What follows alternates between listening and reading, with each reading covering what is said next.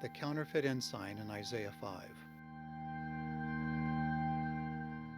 In the last days, the Lord says he will humble the proud among his own people.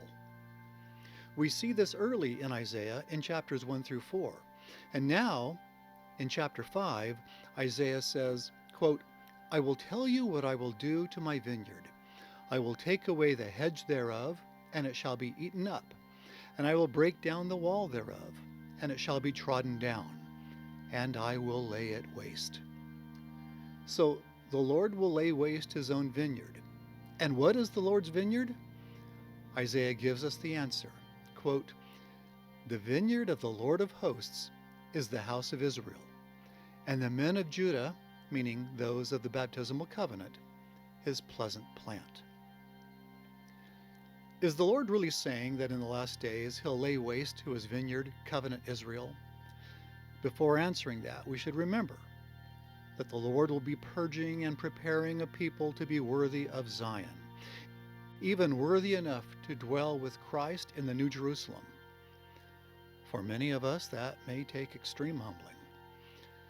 In Isaiah's timeline, we learn that after the earthquakes and local wars, the internecine wars, the Lord will raise up an invading army to further humble his people. Isaiah says, quote, and the Lord will lift up an ensign to the nations from far, and will hiss unto them from the end of the earth. And behold, they shall come with speed swiftly. None shall be weary nor stumble among them. Sometimes we think of the ensign as the gospel, a banner of truth.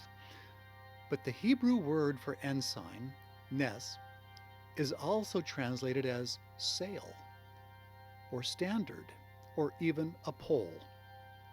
Anciently, an ensign was a banner that generals displayed on a hill to direct their armies in battle. It was neither good nor bad. However, Isaiah says that in the last days, the Lord will raise up this particular ensign to gather an army that, quote, will come with speed swiftly. This ensign, who will be the first of two, will be a leader of many nations, who will raise up an army, quote, whose arrows are sharp, whose bows are always ready to fire, and whose roaring shall be like a lion.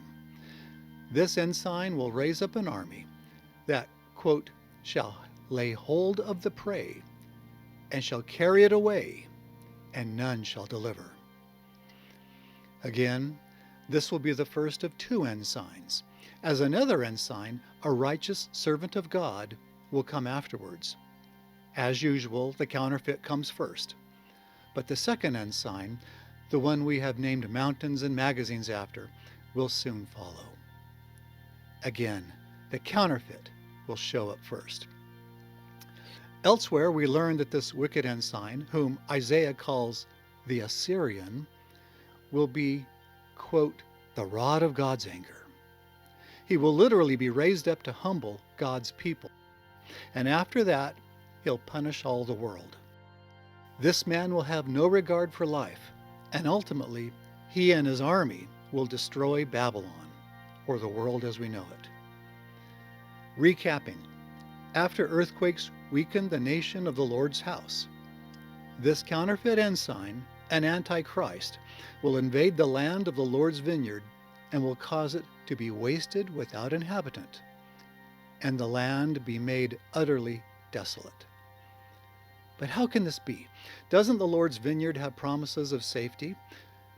Lest we think the Lord's covenant people will be spared the judgments of God, we should remember that the Lord also said this.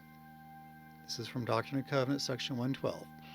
Behold, vengeance cometh speedily upon the inhabitants of the earth, a day of wrath, a day of burning, a day of desolation, of weeping, of mourning, and of lamentation. And as a whirlwind it shall come upon all the face of the earth, saith the Lord. And upon my house shall it begin. And from my house shall it go forth, saith the Lord.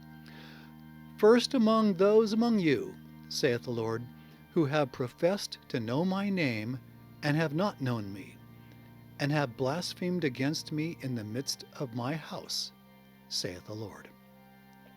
It's D&C 112, 24 through 26. We know that God will cleanse the inner vessel first. And here, Isaiah gives us a glimpse of how this counterfeit ensign will do his part in cleansing the Lord's vineyard. He will raise up an unstoppable army to humble the proud and destroy the wicked, both among covenant people and throughout the world. Isaiah speaks much more of this Assyrian later. The only people who will escape his fury will be those who are humble enough to follow God's Spirit and the Lord's servant, the prophet, the true ensign. If you'd like to learn more about Isaiah's prophecies for our day, check out the website, thewordsofisaiah.com. I'll try to answer your questions and show you how to get the book, The Words of Isaiah.